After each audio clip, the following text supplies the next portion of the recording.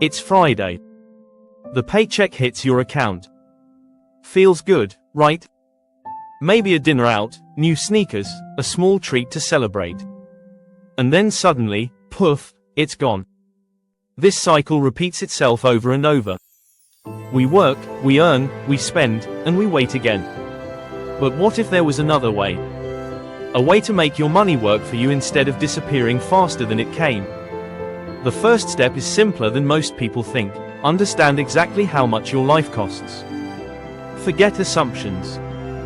Forget just having a rough idea. Grab a piece of paper or open a spreadsheet and start writing down everything. Rent, food, transportation, phone bills, insurance. Then ask yourself, what do I actually need? You'll be surprised how many things you thought were essential are just habits or convenience. This is where you discover your financial baseline asterisk, the minimum amount you need to live with dignity. For most people, that number should sit below 50% of your income. If it's more, don't panic. Just look closer. Maybe your apartment is too luxurious for your current budget.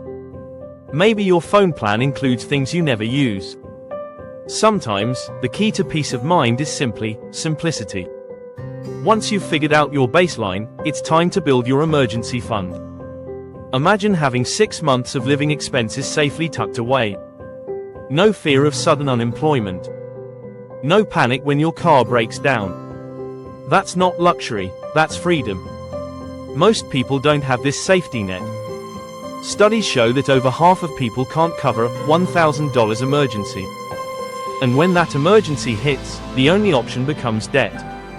Expensive, stressful, and often long-lasting debt. I've been there. I remember a car accident years ago that cost me thousands. If I hadn't had anything saved, I would have gone into debt. And paying that back, with interest, would have cost me even more. That's why your emergency fund should cover 6 months of your baseline. Not luxury expenses. Just essentials. And it's only for real emergencies. Think job loss or medical crises, not vacations or cravings. Once you have that fund built, you're ready for the next battle, debt. Debt feels like a constant weight. Credit cards, personal loans, car payments, they slowly strangle your ability to breathe financially. They steal your freedom. Start with the high-interest ones. Or if you need quick wins, pay off the smaller ones first to build momentum. Either way, the goal is the same, reclaim your income. Because when you're not pouring money into interest payments every month, you finally have room to grow. And that's where investing enters the picture. No, it's not about gambling or day trading. It's about patience, discipline, and letting time do its job. You don't need to understand the entire stock market. You just need to start. Every month, invest a fixed amount, even if it's small. Over time, your money will multiply thanks to compound interest.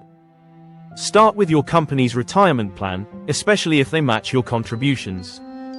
That's free money. Then move on to personal retirement accounts, like Roth IRAs or equivalent in your country. And when that's done, invest the rest in low-cost index funds through a brokerage account. Investing isn't about getting rich quick. It's about getting rich slowly, securely, silently. The truth is, people try to time the market. They think they'll jump in when things are cheap and pull out before the crash. But no one really knows. Not even the experts. The smartest strategy: set it, forget it, and keep going. Rain or shine, up or down, invest the same amount monthly. That's how you buy more shares when prices are low, and fewer when they're high. Over time, this keeps your average cost low, and your gains steady. Now let's talk about something that rarely comes up in financial conversations: your time.